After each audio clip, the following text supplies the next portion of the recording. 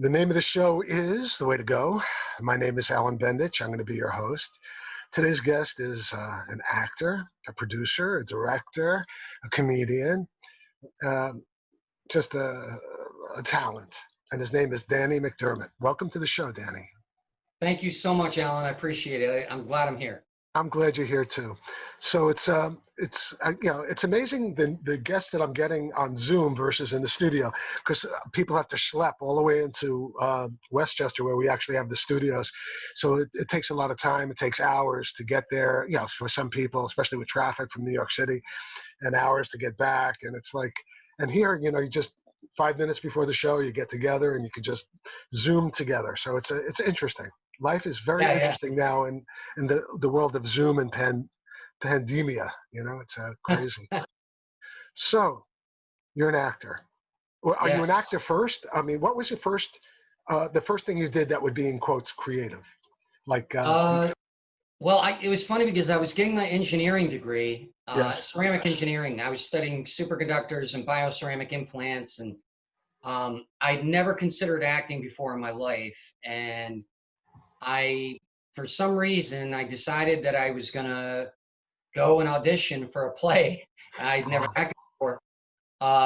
In the first audition, I didn't get it, but the second one, I just because I noticed that the director liked the first time I went in. I was taking off my jacket and they handed me a script, and I was terrible. I was like, and you know what I mean? Yes. I just wasn't prepared, I had never auditioned before in my life. I'd never even tried to act in my life. And then they went around and showed the seasoned actors reading, and I go, oh, wait a minute, I get it. Can I try it again? And the guy goes, sure. And I read it again, and there was silence, and I just saw the look on the director's face. It's like, okay. Needless to say, I didn't get that one, but the next one I auditioned, I got the lead. And then I just... Yeah, auditioning. I only took one acting class. I mean, when I was in Hollywood in 1981, I found myself there. I had worked on a couple of films, and I was a young New Yorker in Hollywood, and because of my voice and because of my look, I was able to get some television show roles and a couple of movie roles, small ones. But I knew that if I was going to do it, voice.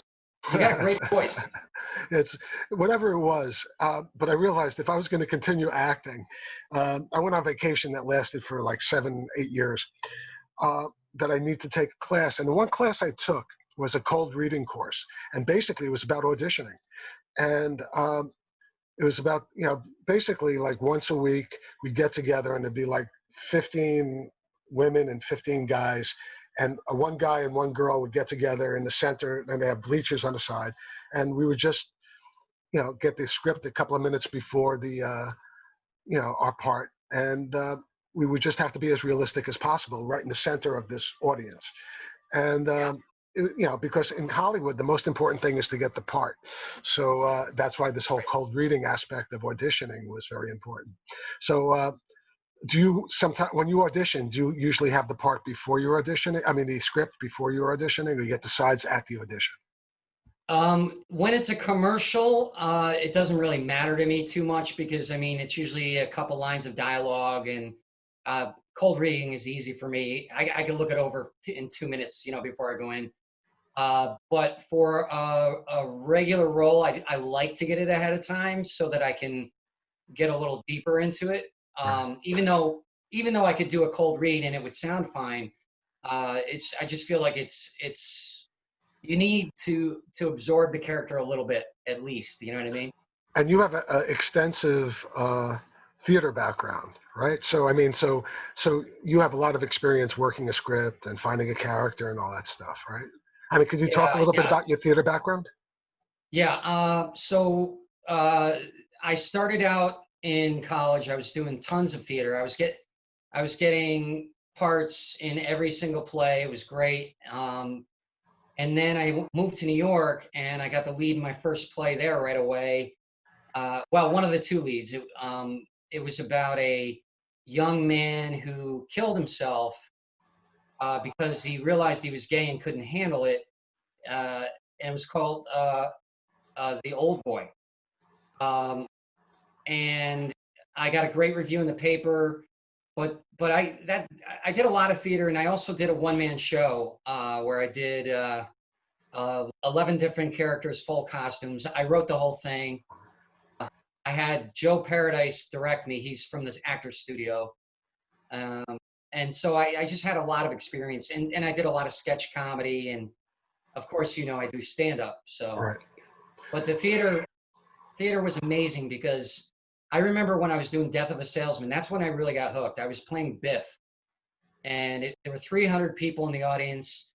It was parents' weekend at college, and it's the scene where Biff catches Willie cheating on his mother. Oh, wow. And I fell to my knees, and there were tears streaming down my cheeks because I'd had a rough time with my father when I was young, so it was very easy for me to just, boom, go into the character. And in that moment between me calling him a fake, and I was like, "You fake, you liar, you fake," and I'm crying. In that moment of silence before he spoke, you could just hear not just sniffling, people were sobbing. I mean, crying. And I was hooked. I was hooked. I mean, even I've never been on the stage except when I was a kid in school, in junior high school and public school and in camp. But the thing that gets me when I'm acting is just when I'm really connected to the character, when it's like it's not acting at all. It's like when you are that character. And that's the thing. That's the thing that got me hooked, was the feeling of like, actually feeling what that character is, being that character. It's just, it's better than any drug. Not that I would know anything about those things, but it's like the ultimate drug. It's the ultimate drug, I think. Yeah. It really is. I mean, and it's what's great about that feeling is that as long as you are true and really feeling it, you really can't do anything wrong. Right. If everything else is out and you're just reacting and you've got the inner monologue, you're thinking like a real person. You're not thinking, how am I look? How do I look? You're not, am I good? You don't think of any of that. You're really in the character. You can't really do anything wrong. Right. And when you have a good character, a good partner in the scene, and you're both connected, and it's interesting to others to see. It's, the whole thing, it's just amazing, and it's beautiful. There's nothing like it. Right. So you also did stand up. So what was that like? I mean, you're up there. It's a tightrope, right? In the beginning, I mean, you must have been. Is it scary in the beginning? That's all. I'll just ask that question. Well, I had one of those. It's funny because there was a talent thing at my school, and I decided I was going to do stand up. I had never done stand up before in my life. And I wrote the bits out and I rehearsed them. I went through them. I got up and I actually got laughs my first time. Oh my God. Yeah. But then that ruined me because the next time I got up, I bombed so bad. Right. And I tried to make fun of it going, help me. But everybody just was cringing because I was cringing. It was stand up is a different animal. I'd like to. I mean, like even with this show, if the show goes quickly, it's a good show. But if the show seems to drag on and on, then it's not so good. So I would imagine if you're on stage and all of a sudden you realize that it seems like you just got on stage and you're off, then that's a good show. But if you're up there and it seems like time is like standing still, I mean, is that something that happens also if you're having a bad time on stage, or no? Well, I mean, when you've been doing it many years, you don't really totally bomb. I mean, you do. There are moments where you do, which is things that totally out of your control. But at the beginning, it drags on. But when you get to a point where you're headlining, you can do like an hour. Wow.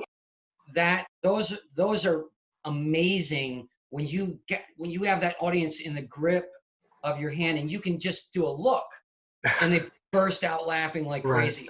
That is an incredible feeling. And that doesn't happen overnight. That's something that you have to, it's something that takes time to cultivate, right? I would imagine. Absolutely. It takes it. I would say at least 5 to 10 years to really get to that point where you can just do that. And then you don't want it to end. Then you're on the stage and you don't want it to end. You know what I mean? The Jerry Seinfeld syndrome, right? Where you just want to stay on stage forever or whatever. Yeah. Um, so I guess you also did film, right? I mean, and television and stuff like that. How did you first get into film? Because that's where I started. I started in film and TV. I avoided all those other things when I got into the showbiz. So Oh wow. I enjoy hearing about film. I started getting into film when I got a job at Columbia University, and I was able to take classes for free. And I started auditioning for student films, and I was getting tons of them, and it got to a point where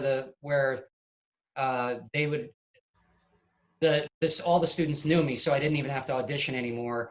And the professors would bring me into their directing classes and have me do scenes in their directing classes and work with the directors. And that's where I really got started. And June Stein from Danny and the Deep Blue Sea with John Turturro was teaching there, and she was just a fan of mine, and I was a fan of hers. And yeah, that's where I got started. Was it film or was it video? Were they shooting actual film? Wow.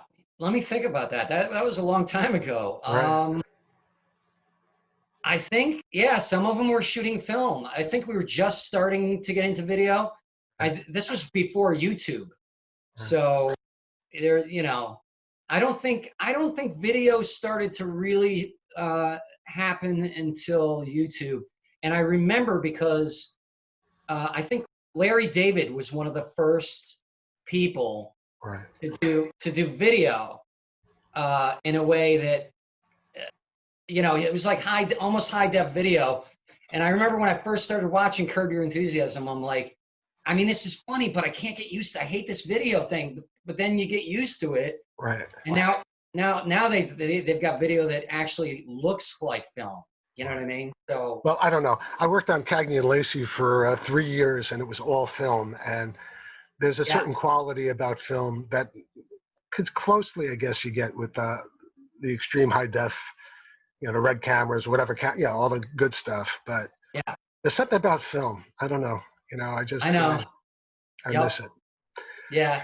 So you also produce your own projects, right? I mean, what was the first projects that you produced?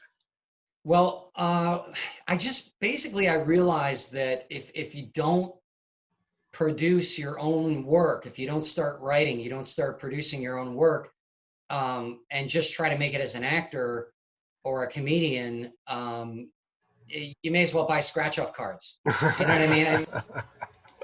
You know what I mean? Yeah, I got because you. nobody's going to know what you can do but you. Right. And the only way you can show people that is by producing and writing your own stuff, until you get to, unless you get lucky. Someone takes a liking to you and you're blessed enough to make it, but then you don't appreciate things as much. So, although I've been doing it long enough, so I appreciate it enough. I'm ready. Right. I'll tell you, there's nothing like, I love acting. There's nothing more that gives me more pleasure in the world than acting. But directing is like directing your own piece. That's almost as pleasurable. It's also aggravating at times. You got to keep the set quiet. There's all these other things that you have to have, especially in low budget, producing. But the idea of looking at a project and realizing that that's what, that's the image, or that's the best. I mean, translating your thoughts into, a production is it's a pretty amazing thing. It's like a baby, it's having your own baby. It's great. It really is. It really is. My first time, I had directed some stage pieces and stuff like that in New York City. I was in New York City for 20 years. But my first real, I directed myself, and I did a little horror video that won a festival thing. Right. But, the first time I actually had a cast and crew was in LA, and I did this series called Who Killed the Bible Salesman that I wrote. Yeah. And it was difficult because I was one of the two leads and I was directing it, and it was mostly improvised. And so I had to direct the actors when they couldn't be funny. I had to throw in lines, say this, say that, say that. You know what I mean? I know exactly what you mean. Exactly. And I had to trust my DP, which I got very, very lucky. Vance Crowfoot, Crofoot. He's amazing. And we did it for like $150. And it's about two neighbors who every episode they accidentally kill someone. Things happen, you know, it happens. It happens. Exactly. and then halfway through they realized that they were evil and deserved to die. Oh. So they were like, "Oh, that isn't so bad."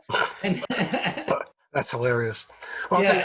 I used to I produced a show called Scriptless, which was all improvisational dramatics and comedic. We had two different series, so I know exactly what you're talking about. How sometimes you have to feed the actors' lines, but I just want to make sure. Like, let's go to Corona right now because the clock is ticking, unfortunately. Okay. So I'd like to. So, what's your latest show that you're actually producing now? Okay. And by the way, you're in LA, right? You're in California now, right? Well, my apartment is there, but I actually drove across the country right before the stay-at-home order to be near my son. Right. So I'm in upstate New York right this second. Right. I got my story wrong. I was trying to think. Is there a 3-hour difference? Yeah, because I'm in Westchester right now. Okay, so we're not too far away from each other. But tell us. No, we can have coffee.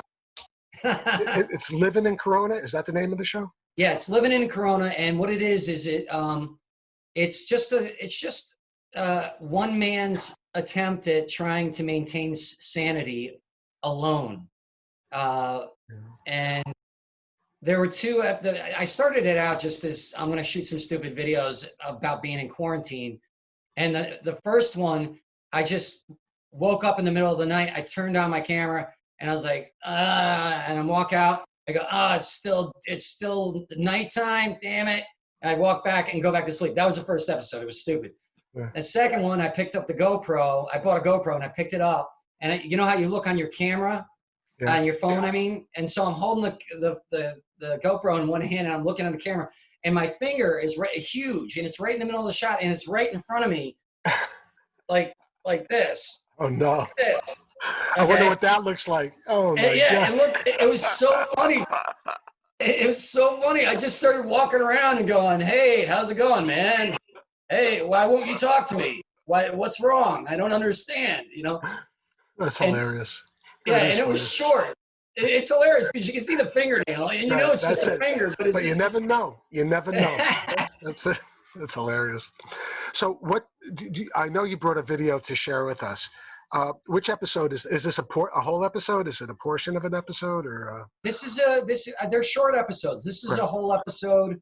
The next one's a little longer, but this one is about how when you're in quarantine, right? You got all the time in the world. You're laid off. You can do your passion project, and you're ready to go, and nothing gets done the whole time. Okay, so we're going to share. I hope you enjoy this, and we'll talk about it afterwards. So enjoy the episode. We'll be right back.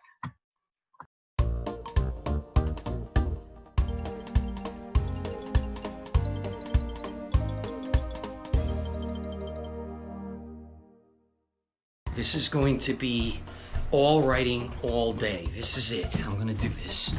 It's my masterpiece, and I have the time to do it finally, and I'm going to write it.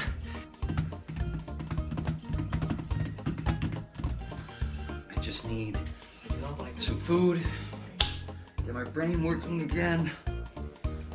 It's going to be good. What the hell did I eat last night? Oh. Okay, I'll just do some yard work. No problem. It's a lot of work. Oh my God, it's cold. Nothing's coming to me. Let me just check my Facebook.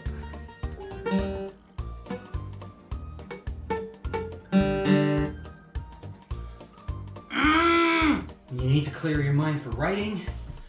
You exercise.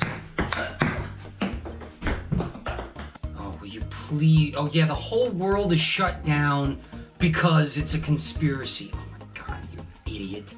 You don't have to be afraid of me. No, it's okay. It's okay. You don't have to be afraid. What? A little exercise.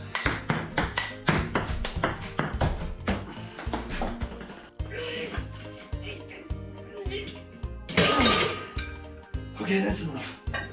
Oh, really? Really? You know, because you're so incredibly intelligent? You're gonna hurt yourself. Why are you swimming like that? Just relax. Ah, the fish hate me.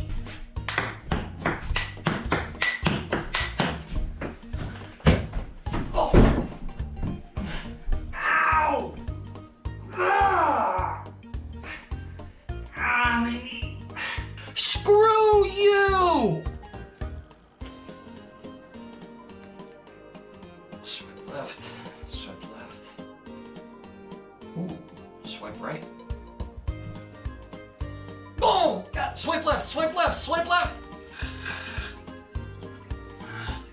What the hell?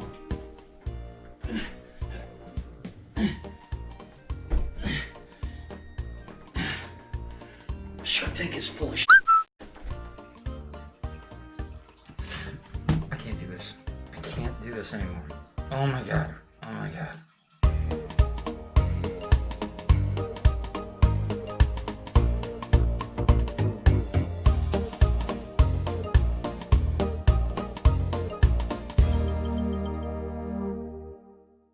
Well, that was awesome. I mean, it's amazing, you know. It's this whole pandemic thing. You know, it's. I can't wait to be able. I hope we can find a better new normal than what we're living right now. You know, it's.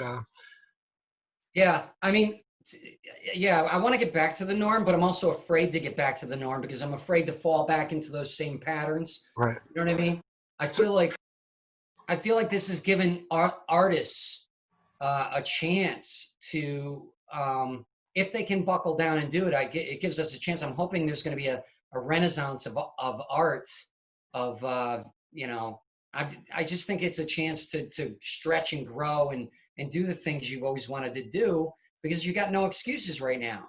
so You talking know? about that renaissance, tell me a little bit more about the clip that we just saw. I mean, uh, how did this come to you? Was it just like because right now you can't leave the house, so you have to, you know, an artist has to paint, a filmmaker has to make film. I mean, I guess it's the Yeah. same reason why we're doing this show on Zoom is because I couldn't take not having shows Right.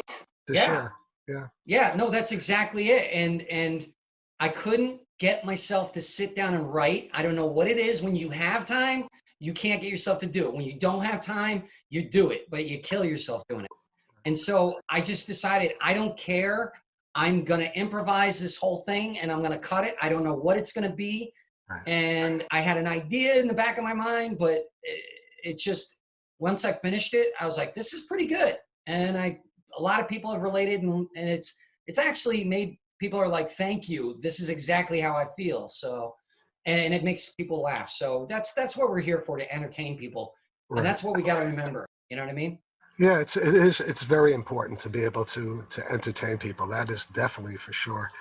But I do miss being in the studio. I do miss actually acting on locations and stuff like that. I mean, right now I have 2 films that I'm supposed to be working on, actually 3, and they're all 2 of them are short films, and one of them is actually a feature film. And everything's on hold, you know, and it's and I'm just nervous that they're all going to be scheduled for the same exact time to film when we get out of this Well, mess. But I'm waiting for my feature film. I wrote a feature film mhm. about the Grim Reaper, and it got optioned, and we've got money coming in, and we can't do anything. Right. Yeah, It's bad news. So tell me about your son. I mean, how old is your son? my son always makes me a better person. He is. I'm blessed. He's like a mini me without all the trauma. That's what I always say. Although he's not a mini me anymore, he's 15 and he's 6 foot tall, 6'1". Yeah. That's And awesome. so, he's only an inch shorter than me now. So I can still call him Shorty for a little while longer, Right. which I do often. But he's great. He's he's got bright red hair, blue eyes. Like He's Daddy, going, right? huh? Isn't that you have green eyes or blue eyes? I can't tell. I have blue. Blue. Yeah. So it's the same thing as you. So he's a Yeah. mini you, definitely. Yeah. Cool. Except his hair is really bright red. Like That's cool. really, it's beautiful. Awesome. Yeah. Yeah. and he's going to Brooklyn Technical High School, so he's got my engineering. So he's smart, right? Yeah, he's got a 98 average. It's one of the. That's fantastic.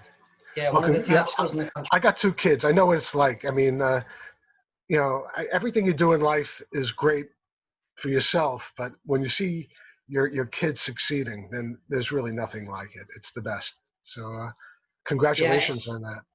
Thank you. And when he comes back here, yeah, he's like, Dad, don't do that. You shouldn't be doing that. No. I know. You should be doing this, Dad. I know. He's cool. They try to take care of their parents. Maybe they take care of us better sometimes than we take care of them. So it's. I think so.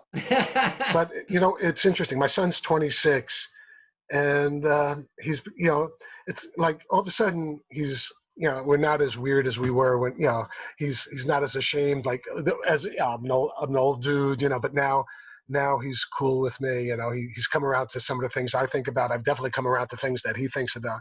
It's become a much nicer relationship. I mean, it was good then, but I think if everything works out, it's going to get better and better. So, yeah. My brother has no kids, so I feel really bad for him because, you know, he'll never experience that. I think being a parent is like almost as good as being an actor. No, just kidding. No, it's a good feeling. It's a good feeling. That's great. Yeah. That's so great. No, I get what you're saying. No, being a parent it's like the one thing I know I did right. You know what I mean? My son is great. He's just gonna get better. Right. Yeah. No, I'm really I was living when he was real young. We were living with her mother. We're divorced now, but we were living with her mother, and it was a very rich building. I thought everybody was looking down on me. Right. And one night I got home from a comedy show, and this doorman, I remember his name was Angel. Right. And he comes up and he goes, I just wanted to tell you something. Everybody in this building talks about what a good father you are. Well, like, you know what? I hate to do this to you. This was a really good interview. And I'm looking at the clock, and there's really, unfortunately, one thing left to say. That's a wrap. All right. Good night, folks. Take care. It was a really great interview. Thanks. Thank you.